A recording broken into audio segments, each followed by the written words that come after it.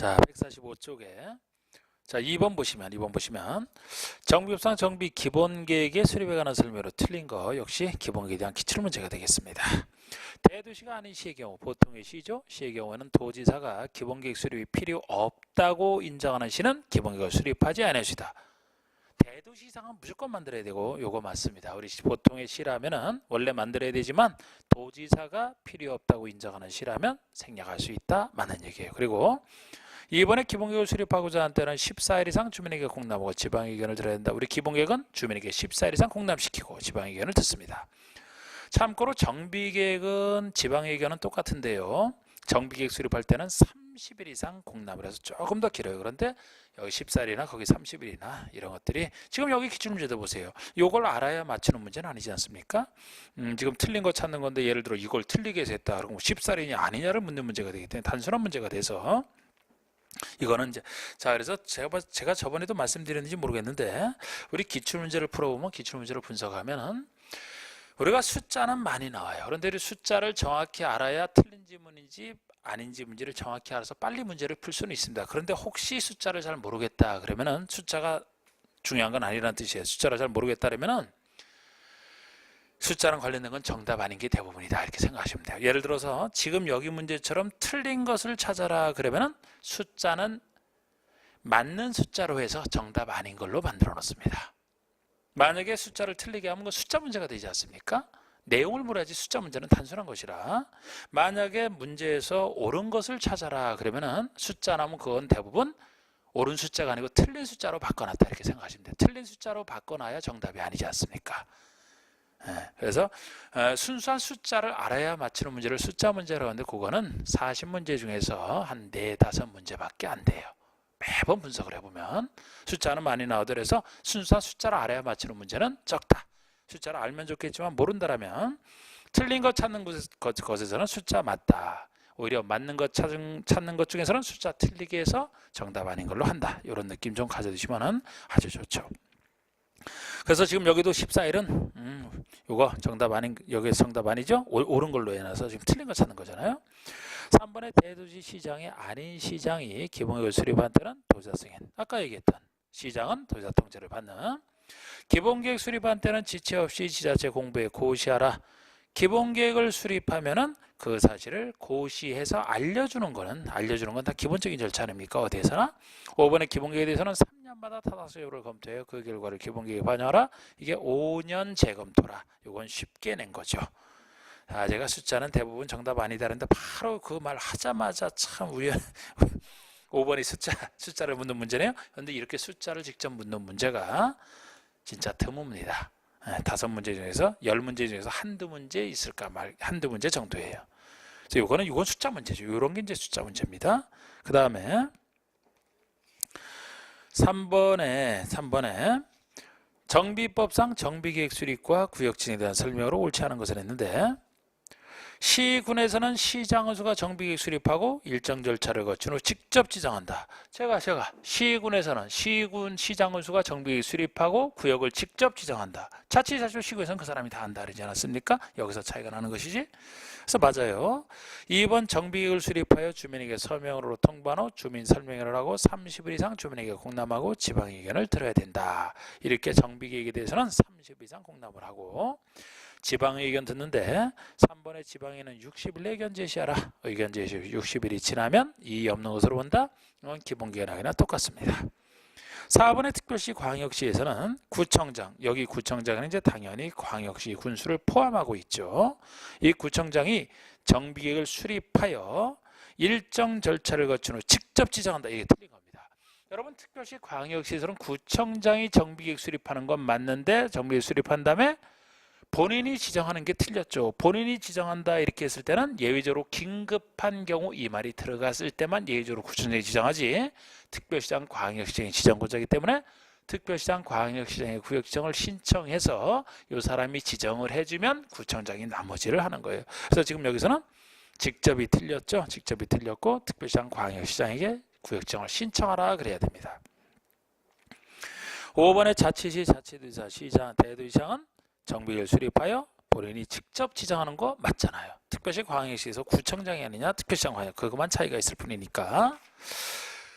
자, 그 다음에 4번 문제는 정비법상 토지 등 소유자는 일정한 경우에 시장의수에게 정비 기반을 제한할 수 있다. 이에 대한 설명으로 틀린 거.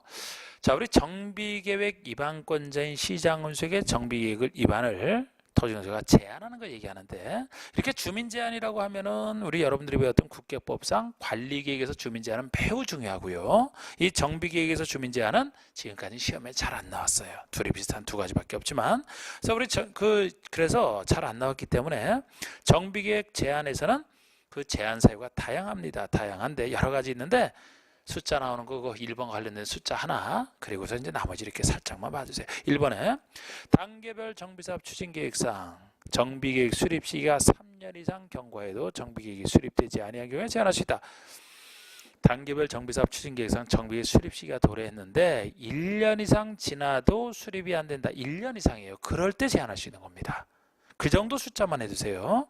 2번, 3번, 요로 4번 다 제한 사유 맞는데 1번은 숫자 정도를 바꾸는 거 주의하시고, 5번에 시장의수는 제한후부터 60일 내 정비계획 반영 여부를 제한적에 통보하라. 한 차례 30일 연장할 수 있다. 이렇게 과거에는 도시군 관리계획과 이 정비계획 주민 제한에서 제한한 자에게 다 60일 내 반영 여부 통보였어요. 30일 연장이었고, 그런데 나중에 도시군 관리계획에서만 45일 내 반영 여부 통보, 이렇게 그것만 바꿔서 유일하게 45일 내 통보라는 게 도시군 관리계획에서 주민 제한이죠. 거기도 30일 연장은 그대로 있습니다. 60일만 45일로 여기는 그대로고요. 그래서 그 차이점을 한번 비교를 해봤습니다. 5번 정비구역에 대한 설명 중 옳은 것은 했는데, 정비구역 및 정비계획 중에 지구단위 계획에 해당하는 사항은 지구단위 계획 및 지구단위 계획으로 결정고시 등으로 본다.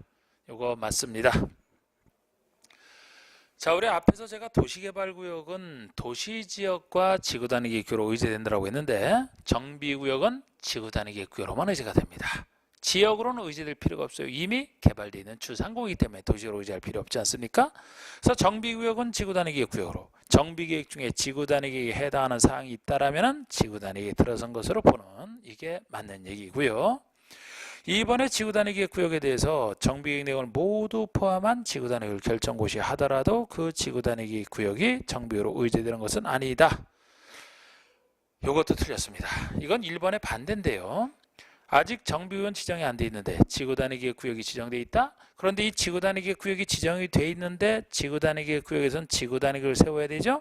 그런데 정비계획 내용을 모두 포함한 지구단위 계획 결정고시가 됐다라면 이미 정비계획이 들어선 것이나 다름없으니까 그 구역은 정비구역으로 지정 안 해도 지정된 것으로 본다, 이렇게 합니다. 그래서 의제가 됩니다.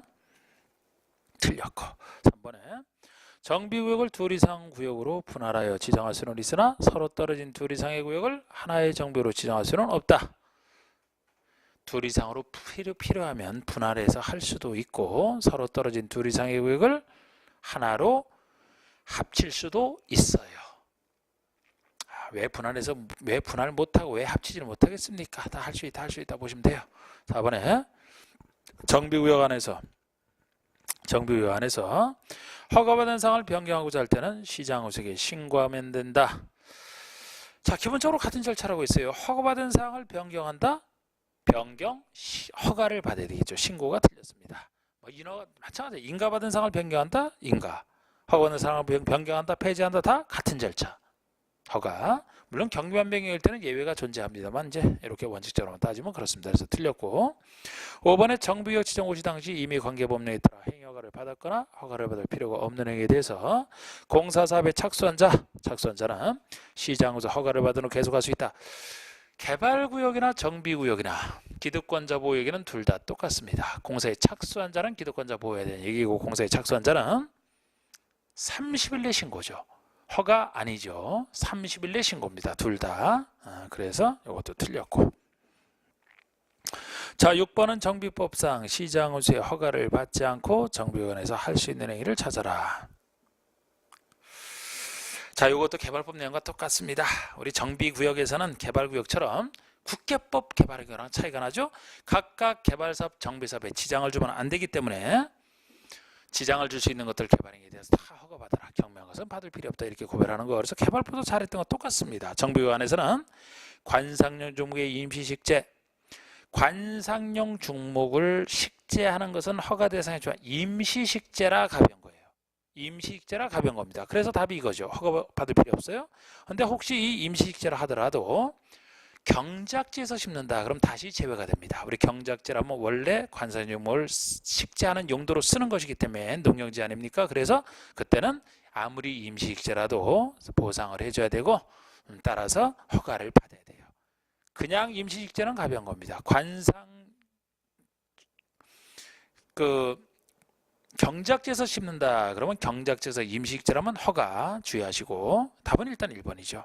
가설건축물 건축하는 거, 토지 분할 면적에 상관없이 옮기기 쉽지 아니한 물건을 1월 이상 쌓아놓는 거, 토석 재치 똑같잖아요. 개발법이랑. 역시 같은 문제입니다. 자, 우리 이 7번이 정비기관에서 시장에서 허가를 받아야 하는 게 이번엔 허가 대상을 찾으라는 거예요. 제가 지금 하나하나 다 빼놓지 않고 지금 너무 설명을 하는 것 같은데 비슷한 건 좀 빼놔도 되는데 지금 이것도 결국 같은 얘기거든요.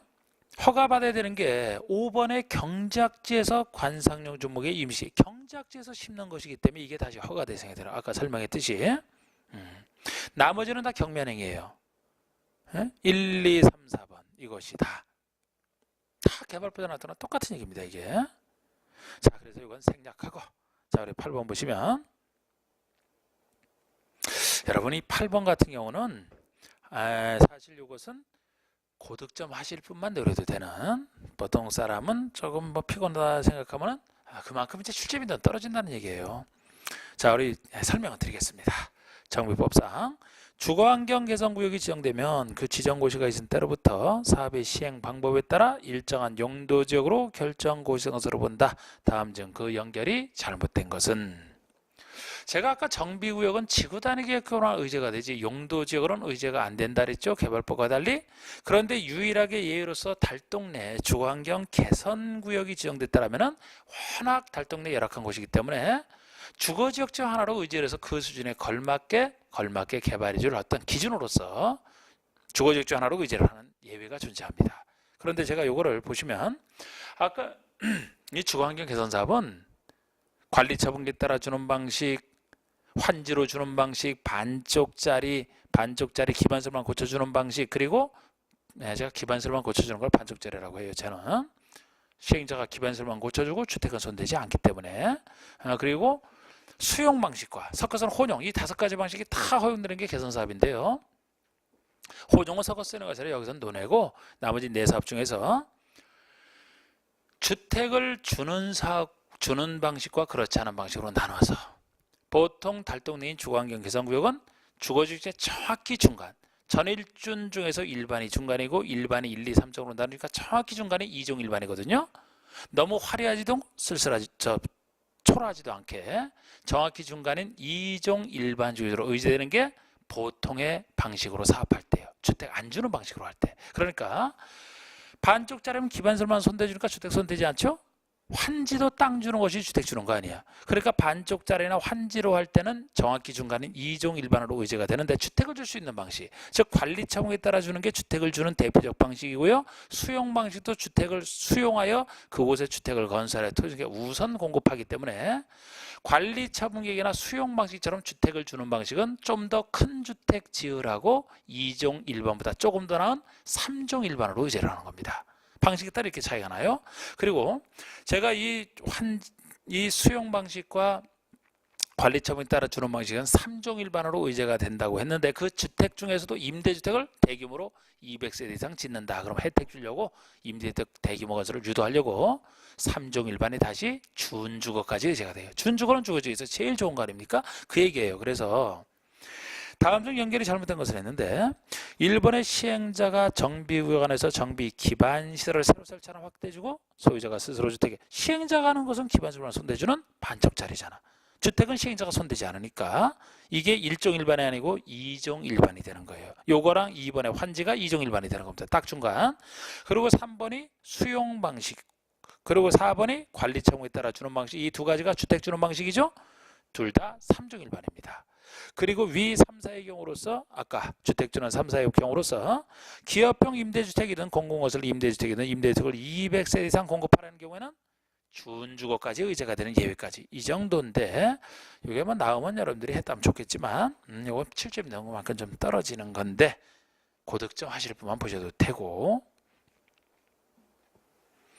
하여튼 항상 얘기했듯이 여기서도 문제를 많이 다루는 부분일수록 더 중요한 부분이고 중요한 부분은 정확히 하시고 강약을 둬서 공부를 하셔야 돼요. 9번에 정비 예정구역 행위제한에 대한 내용이다 옳지 않은 거. 자, 우리 정비법에서는 아까 정비구역에서는 이 정비구역부터 이제 투기통제 들어가니까요. 정비구역에서는 도시개발사업에 지장을 주는 것들에서 허가받아 이렇게 통제를 했었죠. 이게 개발과 거의 같은 얘기라고 했잖아요. 거의 같다. 사실 대수선 하나는 빠집니다만 아직 그건 물어본 적도 없어요. 대수선 하나 빠집니다만 개발과 거의 같습니다. 그런데 또 이제 그 문제에서 해당 문제에서 앞에 그 6번 문제 해설에서는 그걸 해놨었죠. 그런데 여기서는 이제 요거 전에 정비 기본계나 정비 수립증이 이전이라면은 원래 이때부터 투기 통제 들어가니까 둘을 나눠서 이때라면은 꼭 투기 통제 하는 게 아니고 할 필요가 있으면 하는데 이때 만약에 행위 제한을 하게 되면 안 할 수도 있지만 3년 돼서 행위 제한을 하게 되면은 수많은 아까 정비에서 개발행위 허가 중에서도 직접 투기랑 관련된 두 가지만 통제하고 있어요. 요거 전에는 그 두 가지 하는 게 의미가 있는데 이것도 아직은 낸 적은 없어. 그런데 수많은 개발행위 중에서 소유자 수 직접 늘어나는 행위가 투기랑 관련된 직접 행위입니다.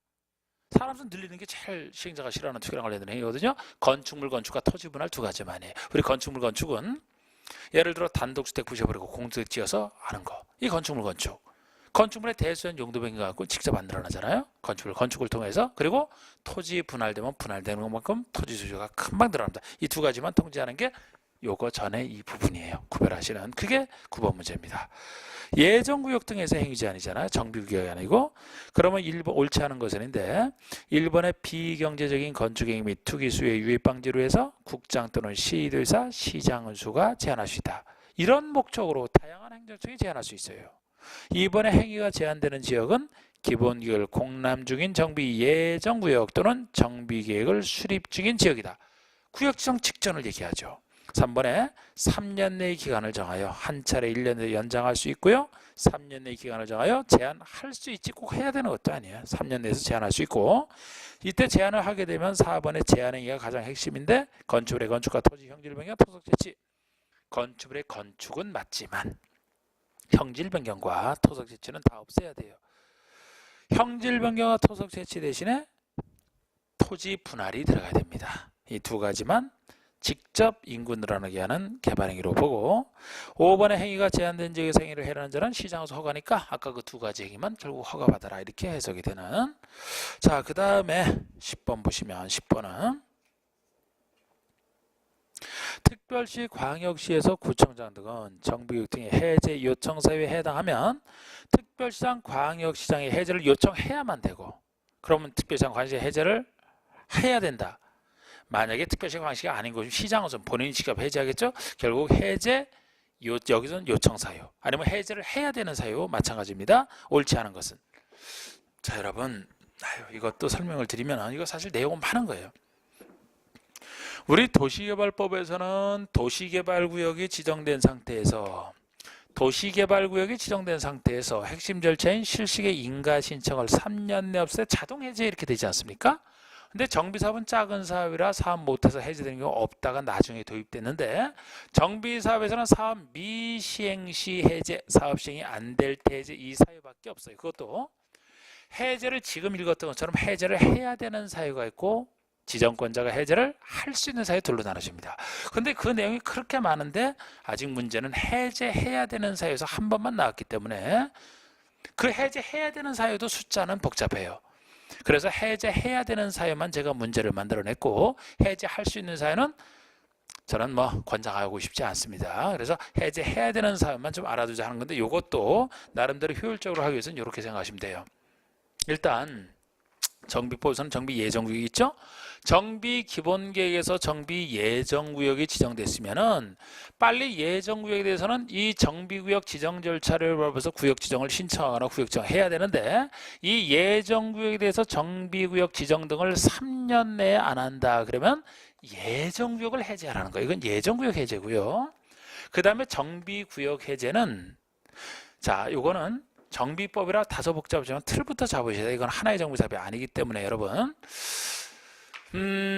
미시행시 해제만 있기 때문에 만약에 공공시행자라면 사업 못하는 경우 없어요. 민간인이 하다가 못할 때 해제사유가 발생한다. 그러면은 6가지 정비사업 중에서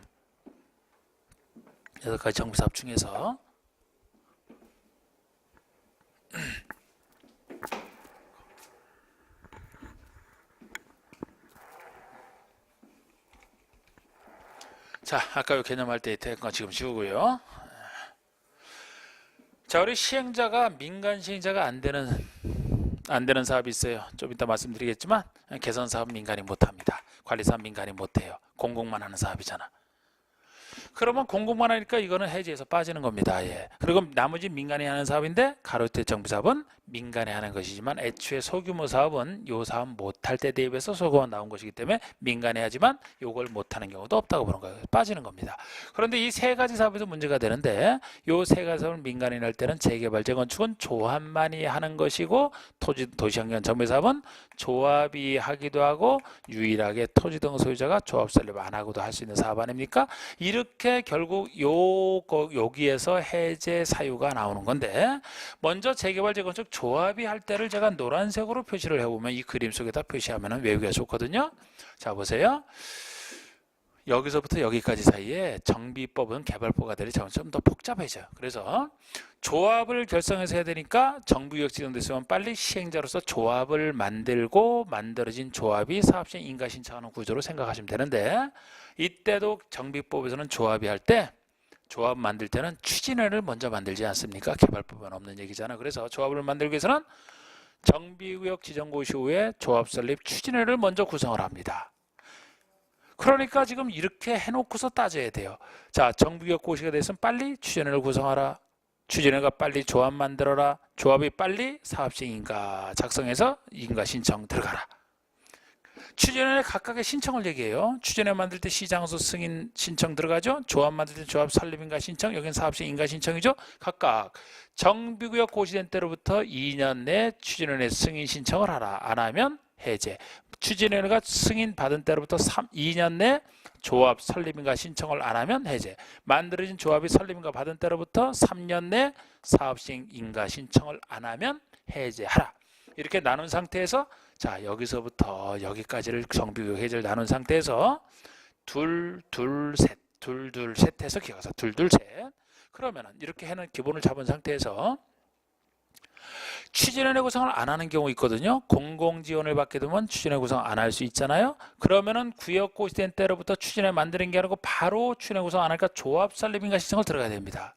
어느 때로부터 무엇이 몇 년 내에 없는지만 딱딱 보시면 되는데 만약에 구역 고시된 때로부터 조합의 설립인가 신청을 바로 물어봤다. 그러면은 여기서 거치게 되면 둘 4년이 걸리는데 통과했으니까 좀 더 줄어야 마시죠. 둘에서 3으로 줄었다 이렇게 생각하시면 돼요. 이게 재개발 재건축 조합이 할 때입니다. 그럼 이번에는 도시환경 정비사업을 조합이나 토지소유자로 빨간색으로 표시해보면 조합할 때 똑같아요. 도시환경 정비사업 조합이 추진회 승인 받은 때도 2년 내 조합 설립인가 신청을 안 할 때, 조합이 설립인가 받은 때로부터 3년 내 사업시행인가 신청 안 할 때, 여기랑 똑같지 않습니까? 똑같아요. 있는 것만 판단하시면 돼. 예, 딱 보고 똑같다.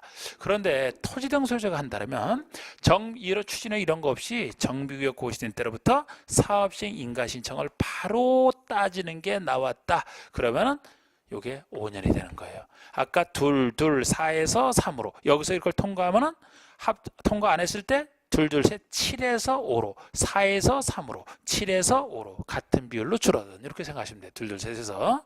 그리고 이제 추진회나 조합의 그 승인이나 인가가 취소가 되면 역시 해제하라. 이게 해제해야 되는 사유 답니다. 다예요. 그래서 요청사유에서 옳지 않은 것은 했는데 1번 정비 예정구역에 대해서 정비구역 지정 예정일로부터 3년이 될 때까지 시장에서 구역 지정을 신청을 한다. 예정구역 해제건 예정구역에 대해서 3년 내 안 할 때 이거 예정구역에서 3년 내 안 할 때 아닙니까?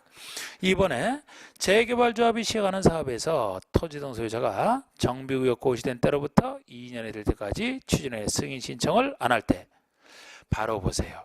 구역 고시된 때로부터 추진회 승인 신청을 얘기하잖아. 정비구역 고시센터로 추진해 승인 신청 2년 내 없을 때 둘두세 둘 아닙니까 이게?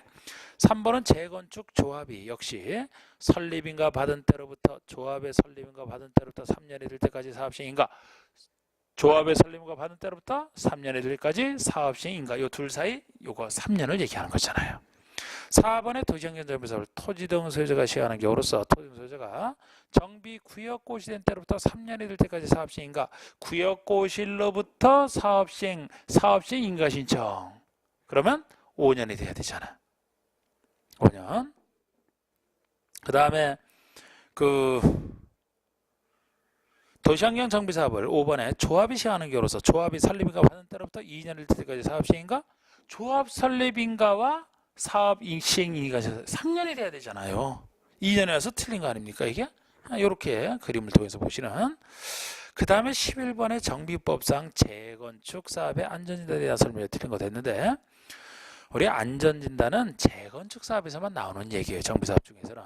그러니까 재건축을 할 때 너무 그 멀쩡한 건축물을 두시고 할 수는 없잖아요. 그래서 안전에 문제가 있는지를 판단해 봐야 되는데 자 1번 재건축 사업의 정비계획 수립 재건축 정비계획 수립과 재건축 사업의 시행 여부 결정 또는 안전사고 방지 이게 세 가지 경우에 안전진단이 필요한 거 맞습니다. 2번 시장군수는 천재지변 등 주택이 붕괴되어 신속히 재건축을 추진할 필요가 있다고 인정하면 안전진단에서 제외할 수 있다. 원래는 아까 1번처럼 세 가지 경우에 해야 되지만 이때도 2번 같은 사유가 해당되면 생략할 수 있는 경우가 있어요. 아니 보세요. 주택이 붕괴되어 신속히 재건축을 추진할 필요가 있다고 인정이 돼요. 그럼 안전진단을 해봐야 안전에 문제가 있는지 알겠습니까? 이미 주택이 붕괴됐는데 할 필요 없다는 거죠. 제외할 수 있어요. 구체적으로 이제 제외하는지 안 하는지는 시장호수가 판단을 하겠죠. 제외할 수 있다는 겁니다. 이걸 해야 된다면 틀려요. 안전진단 해야 된다면 틀립니다.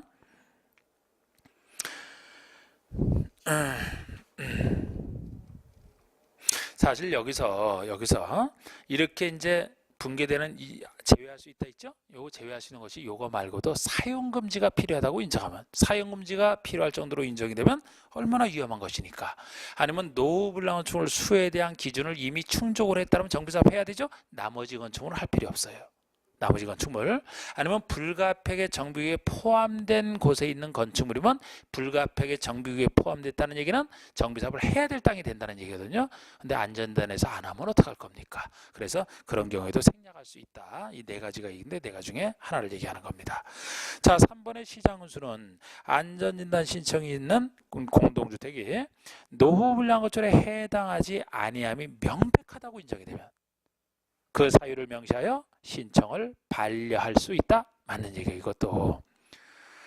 지금 신청 들어가는 거 딱 보니까 노후불량건축에 해당하지 아니하면 명백하대요. 지은 지 얼마 안 되는 반짝반짝하는 건축물이라면 누가 봐도 그렇다라면 안전을 할 필요 아예 없잖아요. 신청을 반려할 수 있다는 겁니다.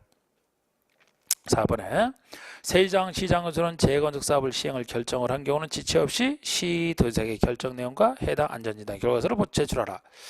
이 정비사업에서는 작은 사업이라서 시장건수가 둘 빼놓고 시장건수가 한다 그랬잖아요. 둘 빼놓고 시장건수가 한다 그랬잖아.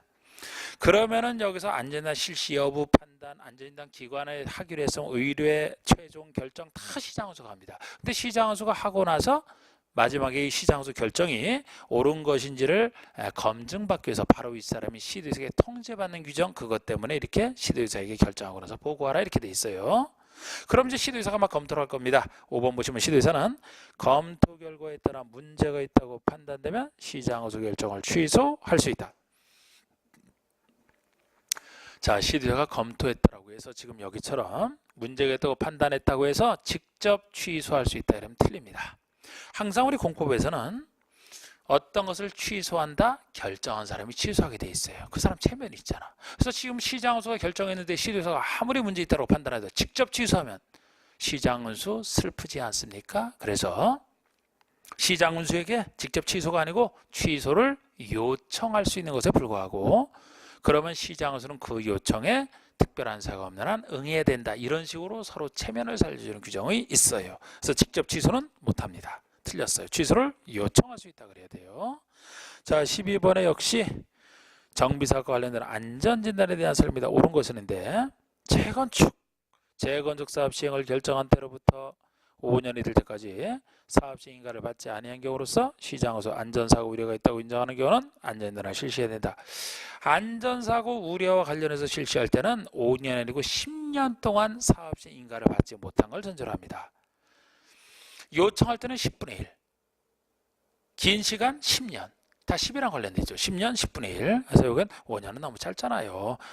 재건축 결정한 때로부터 10년이 될 때까지 사업시 인가를 받지 아니한 상태라면 10년 동안 사업 안 하고 있으니까 안전사고 우려가 있다고 판단해서 그렇습니다. 2번이 바로 두 번째로 끝에 안전진단 실시를 요청하려면 소유자 10분의 이상 동의가 된다. 이게 맞는 겁니다. 자, 우리 요청에 한 안전진단은 5가지 사유가 있는데 그 5가지 다 보실 필요도 없고 그 중에 하나가 2번이거든요. 안전진단 요청할 때는 소유자 10분의 1 이상 동의를 요청한다. 이건 공통점이에요. 10분 이상. 그래서 그 정도 숫자 맞고요.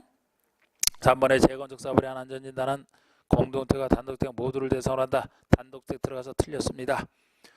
구체적으로 안전진단을 한다 그러면 단지, 주택단지 내의 건축물이 대상이에요. 주택단지 내의 건축물. 주택단지 안에는 공동주택과 부대분리설이 있지 않습니까? 그러면 공동주택과 부대분리설 다 하는 거예요. 단독은 어느 단독이 주택단지 내에 있습니까? 단지 바깥에 있지. 그래서 단독은 빠지는 거예요. 큰 건물이 문제가 된다는 거죠. 안전진단에서. 4번의 시장운수는 안전진단 결과 만을 검토하여 정비기 수립이나 재건사업 시행 여부를 결정한다. 많이 나와서 틀렸어요. 안전진단 결과 외에 여러가지 종합적으로 다 검토하여 시장운수가 최종 결정을 합니다. 안전진단 결과 만을 고려하는 게 아니고. 5번의 요청에 한 안전진단의 경우는 비용의 전분 여부를 요청한 자가 부담해야 된다. 비용은 시장운수가 부담하는 게 원칙이죠. 주로 재건축 등을 시장운수가 하니까요. 재건축 정비계획을. 그래서 시장운수가 하는 게 원칙인데 만약에 요청에 한 경우만큼은 요청한 자에게 전분해부를 조례가 정함에 따라 부담하게 할 수 있어요. 그래서 옛날에는 요청의 경우는 요청한 자가 부담해야 된다 했거든요. 지금은 시장운수가 부담하는 게 원칙. 요청의 경우는 요청한 자에게 부담하게 할 수 있다. 이렇게 예외. 13번도 보세요. 정비법상 안전진단에 대한 설명이 좀 옳은 거. 주택의 구조안전상 사용 금지가 필요하다고 시장운수가 인정하는 건축물은 안전진단에서 제외할 수 있다. 이거 사용 금지가 필요할 정도니까 안전진단에서 제외할 수 있다. 맞는 겁니다. 이게. 2번의 안전진단 요청 시에는 3분의 2 동의가 아니고 10분의 1 이상 동의라고 했죠. 3번의 안전진단을 신청한 자는 안전진단 실시가 결정된 때는 안전진단에 필요한 비용을 시장운수에 예치해야 된다. 예치할 필요가 없죠. 원칙은 시장운수 내고 요청한 자에게 부담하게 할 수 있다기 때문에 미리 예치해야 되는 것은 옛날에 있었던 얘기입니다. 지금은 폐지된 규정이죠. 4번에 시도에서는 안전진단 결과와 도시계획, 지역 여건 등을 종합적으로 검토하여 재건축사업 시행 여부를 결정해야 된다. 다 좋은데 시도에서나 틀린 거예요. 시도에서가 왜 합니까? 정비법인데 작은 사업인데 시장운수가 하죠. 그래서 시장운수가 하는 일을 시도에서로 바꿔서 틀리게 하는 겁니다. 최종 결정 시장운수. 5번의 시장운수 구청장은 안전진단 신청에서 신청으로부터 60일 내 안전진단 실시 여부를 결정하여 이게 요청에 의한 신청이 있을 때 그 통보 기한은 요건 30일이에요. 30일입니다. 그래서 맞는 것은 1번만이고. 자, 이제 보시면 154쪽에 시행 방식, 시행자 조합이 나오는데요. 자, 여러분 여기서 시행 방식을 한번 구별을 해보면 이 정비법에서 좀 어렵다는 부분이 6가지 정비 사업에 따라 시행 방법과 시행자가 다 달라지기 때문에 조금 어려운 부분이 있거든요. 그래서 이거는 또 가지고 좀 정리를 해 두셔야 돼. 자, 이거 한번 정리를 하고 들어가겠습니다. 정리를 하고. 자, 우리 6가지 정비 사업에 있어서 시행 방식을 한다 그러면은 시행 방법을 한다 그러면 뭐 제일 많이 쓰는 게 인가받은 관리처분에 따라 주는 거 아니겠습니까? 관리처분에 따라 주는 것은 건물 주는 것이죠. 주택이라면 주택, 도시환경이면 상가나 공장, 그죠? 제일 많이 쓰는 것부터 잡아보면은 관리처분계획에 따라 인가받은 관리처분계획에 따라 주는 게 제일 많이 쓰는 방식이고, 그 다음에 많이 쓰는 게 땅 주는 환지 방식이에요. 이건 땅 줄 때 쓰는 거죠. 건물 줄 때는 관리처분계, 땅 줄 때는 환지. 그리고 또 많이 쓰는 것 중에 제가 소위 반쪽이라고 표시하는 게, 반쪽이 아까도 얼핏 얘기했듯이 시행자가 기반시설만 손대주고 주택 손대지 않는 반쪽짜리 가장 간단. 그리고 수용 방식도 써요. 우리 주택을 시행자가 수용한 다음에 토지공사가 우선 공급하는, 그리고 둘 이상을 섞어 쓰는 혼용까지 해서 이 5가지 방식이 모두 나오는 방식인데, 개선사업에서는 이 5가지 방식을 다 쓸 수 있습니다. 재개발에서는 관리처분계획과 환지 2가지 방식만 쓸 수가 있고, 재건축에서는 관리처분계획 하나만 쓸 수가 있고요, 도시환경 정비사업은 관리처분계획과 환지 2가지를 쓸 수가 있고, 주거환경 관리사업은 반쪽짜리만 쓸 수가 있고, 가로대 정비사업은 관리처분에 따라주는 하나만 쓴다. 요 그림을 떠올리셔야 돼. 자, 이 그림을 해석할 때 제가 3가지 특징만 말씀드리거든요. 이 모든 5가지 방식이 다 허용되는 사업은 개선사업만 그렇다. 이게 첫 번째 특징이에요. 왜 개선사업만 5가지 방식이 다 허용되느냐? 워낙 달동 내 고칠 게 많기 때문에 어느 방식을 써서 최선을 다해서 고쳐야 된다. 개선사업에서는 5가지 방식이 다 허용된다. 이게 첫 번째 특징이고요. 두 번째 특징은 관리처분에 따라 주는 것이 제일 보통의 방식이기 때문에 요거를 생각해 보시면은 웬만한 데 있어야 되는데 사실상 있어요. 관리사업만 없잖아요. 자, 우리 관리처분에 따라 주는 방식은 관리사업에서만 없다. 왜 관리사업만 없느냐? 관리사업은 제가 아까 개념이 주택 손대는 게 아니고, 시행자가 주택 손대는 게 아니고 기반시설만 손댄다. 주택을 손대야 주택을 부셔버리고 새로 짓겠다라는 이 관리처분이 작성하죠. 없잖아. 만들 수가 없어요. 관리사업은 기반시설만 손댄다. 태생적으로 반쪽짜리만 해야 되기 때문에 개념 생각하시면 돼요. 시행자도 그렇게 생각하셔야 되고, 관리사업만 관리처분에 따라주는 방식이 없다. 나머지는 다. 이게 두 번째 특징입니다. 세 번째는 환지 있다 없다 구별하는 건데, 지금 관리사업은 반쪽짜리로만 하니까 당연히 환지 없죠.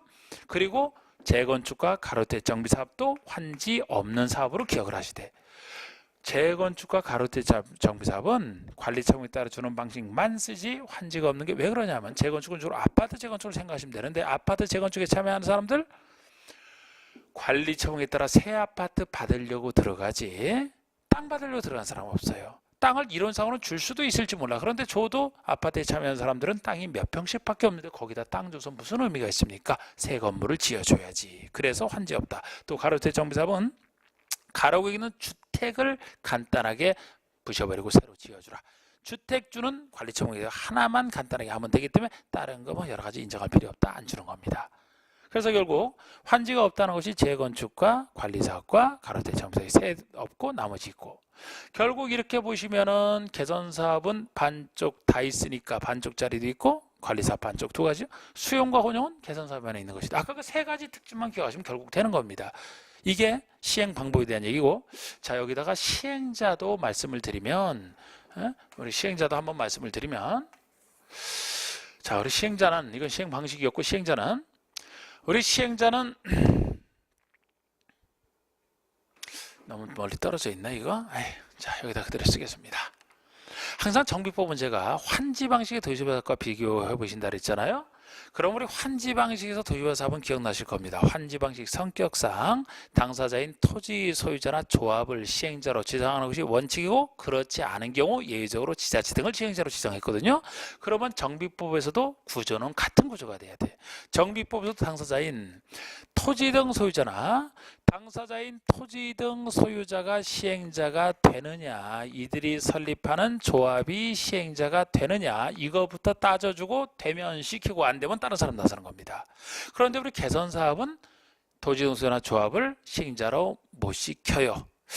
이거 화면상 잘 여러분들이 헷갈리겠네. 자, 이걸 지우고 이거 바로 옆에다 하죠. 자, 우리 토지 등 소유자나 조합이 되느냐 안 되느냐, 토지 소유자 조합이 되느냐 안 되느냐 먼저 생각해 보는데, 이래놓고 이제 사업별로 생각을. 우리 개선사업은 달동네기 때문에 토지 등 소유자가 시행자가 될 능력 없다고 봐요. 제일 가난하게 사는 곳이잖아. 그래서 토지 소유자 능력 없다. 조합 결성에도 능력 없다고 봐서 민간인이 아예 안 되는 사업이 개선사업이 되는 겁니다. 그럼 민간인이 안 되니까 행정청이라면은 작은 사업이니까 시장운수 구청장 등이 나서지 시도의사가 나서는 거 아니겠죠? 아니면 주택공사 등을 지정하여 하게 하든지, 아니면 이제 개발법만 개선사업만큼은 특수법인을 시킬 수도 있어요. 이 특수법인은 개선사업에서만 나오는 건데 주거환경 개선사업만 하려고 공공기관이 50%를 초과하여 만든 법인을 얘기합니다. 그래서 공공시행자처럼 봐주시면 돼요. 이런 시장운수나 주택공사 등 공공시행자가 시행자가 되는 게 개선사업이 되겠습니다. 같은 구조로 민간이 안 되고 공공이 하는 것은 관리사업도 그래요. 토지등 소유자나 조합이 안 됩니다. 그리고 시장운수가 하거나 주택공사 등이 하는 거, 이렇게 공공이 등장할 수밖에 없어요. 그런데 이렇게 개선사업과 관리사업은 민간이 안 되고 공공이 할 수밖에 없는데 이유가 다르기 때문에 동의요건이 달라지거든요. 아까 제가 개선사업은 사업에 참여하는 사람인데 이 사람 못 시킨다 그랬고 능력 없어서, 관리사업은 애초에 주택을 손대지 않는 것이기 때문에 이 사람들이 자기 주택을 사업을 해서 제공하고 사업에 참여할 사람이 아예 아니죠. 기반설만 고쳐준다 그랬죠. 기반설은 민간이 하는 게 아니고 원래부터 시장운수, 행정청이 하지 않습니까? 그래서 시장운수가 나서는 것이라 원인이 다르기 때문에 이 사람들이 할 때 동의요건이 달라진다니까요. 여기서 시장운수가 하든지 이 사람들 시킬 때는 그냥은 할 수 없고 토지등 소유자 3분의 2 이상 동의를 받아요. 이때도 5가지 방식 중에서 반쪽짜리 가장 간단한 방식일 때는 간단한 방식이니까 3분의 2까지 갈 필요 없다. 소유자 과반수로 충분하다. 다른 얘기 없으면 3분의 2, 반쪽짜리일 때만 과반수.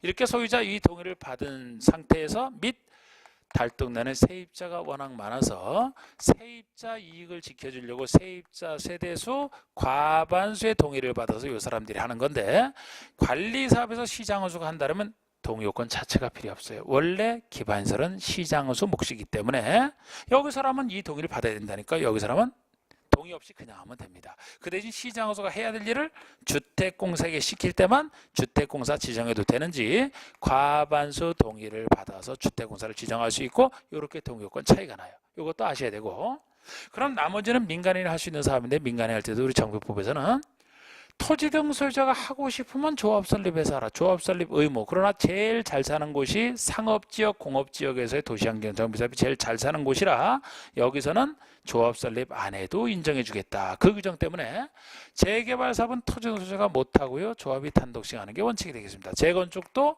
조합이 단독 시행하는 게 원칙이고요. 가로대 정비사업도 조합이 단독 시행하는 게 원칙이 됩니다. 근데 도시환경 정비사업은 토지등 소유자도 할 수 있고 조합 결성하면 할 수 있고, 그래서 시행자가 이렇게 나눠지는 것부터 여러분들이 하셔야 돼요.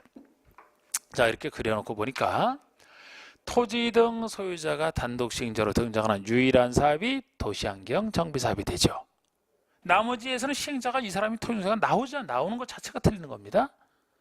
그리고 조합이 제일 중요한데 우리 조합할 때도 개선사업과 관리사업은 없잖아. 민간이 못한다 그러시니까 개선사업, 관리사업 빼고 나머지 4사업 갖고 출발점을 잡으시되, 이때도 주로 예외는 재건축이니까 재건축 따로 예외. 나중에 가로대 정비사업도 추진해 구성 안 하는 대신에 설립인가 동의요건 세지면서 예외로 인정돼서 결국 재건축 예외, 가로대 정비사업 예외, 원칙은 재개발과 도시환경, 이 틀 속에서 조합을 해야지 편하게 할 수 있거든요. 여기서 틀을 잡으시고, 이게 단독시행을 얘기합니다.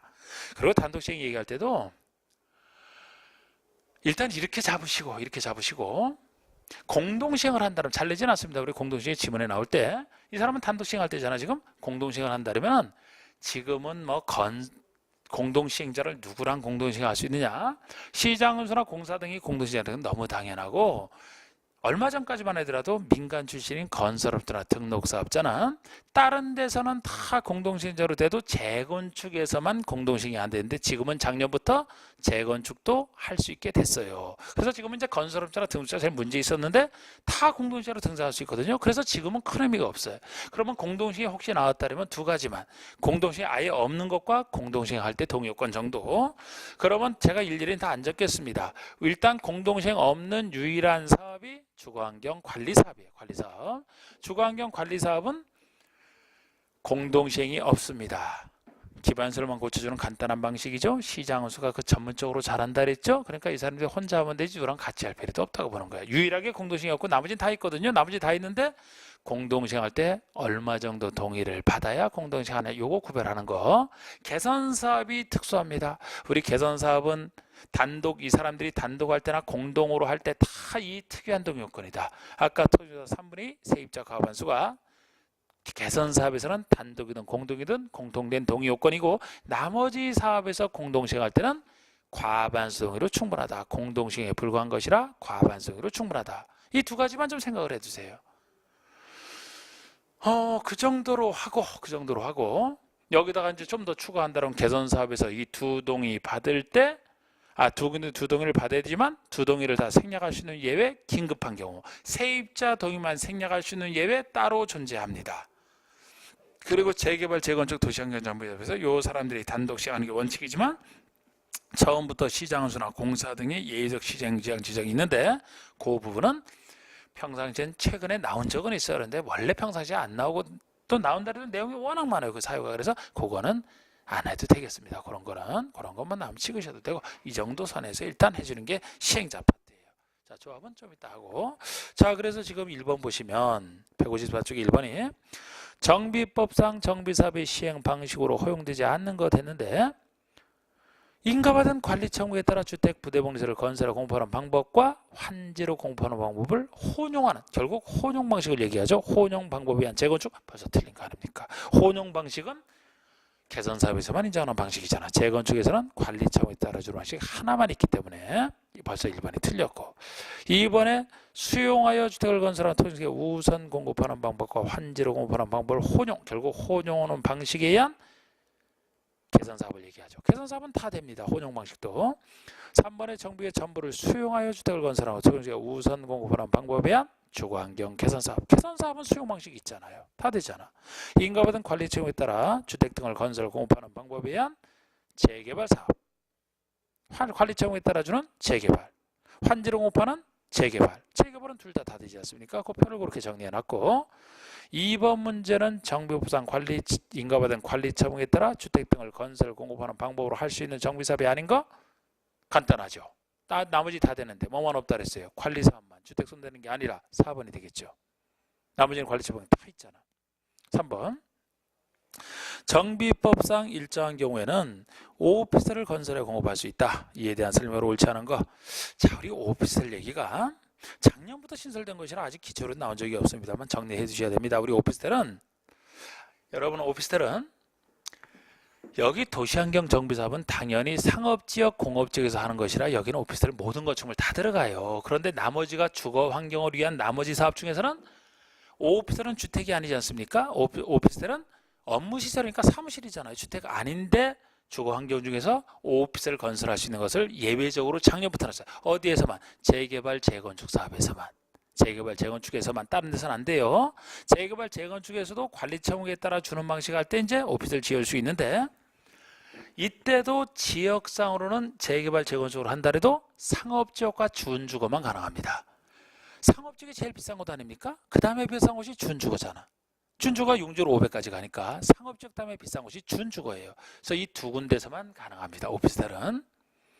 재개발, 재건축에서도 준주거, 상업지역에서만. 다른 곳에서는 오피스텔 수요가 별로 없기 때문에 오히려 했다가 미분양될 수도 있어요. 수요가 많은 상업지역과 준주거. 그리고 어디까지나 주택이 주가돼야 되기 때문에 오피스텔은 너무 많으면 안 돼서 오피스텔 연면적이 전체 연면적의 작다는 기준 중에 하나인 30% 이하, 30%를 넘어서는 안 된다. 그 기준까지 채웠을 때만 가능합니다. 그래서 이에 대한 설명을 옳은 것을 했는데 옳지 않은 것을이죠. 주거환경 개선 사업을 할 때 필요한 경우 오피스텔을 공급할 수 있다. 무슨 달동 내에서 오피스텔을 재개발, 재건축에서만 가능하다 그랬잖아요. 1번 틀렸죠. 2번 재개발, 재건축 사업을 할 때 가능하고요. 이때 인가받은 관리 청구에 따라 건설 공급하는 경우에 가능한 것이고, 준주거나 상업지역에서만 건설할 수 있는 것이고요. 5번의 오피스텔 연면적은 전체 연면적의 30% 이하여야 된다. 이 얘기까지 정확하고 이렇게 보셔야 됩니다. 자, 잠깐 쉬다가 나머지를 또 하겠습니다.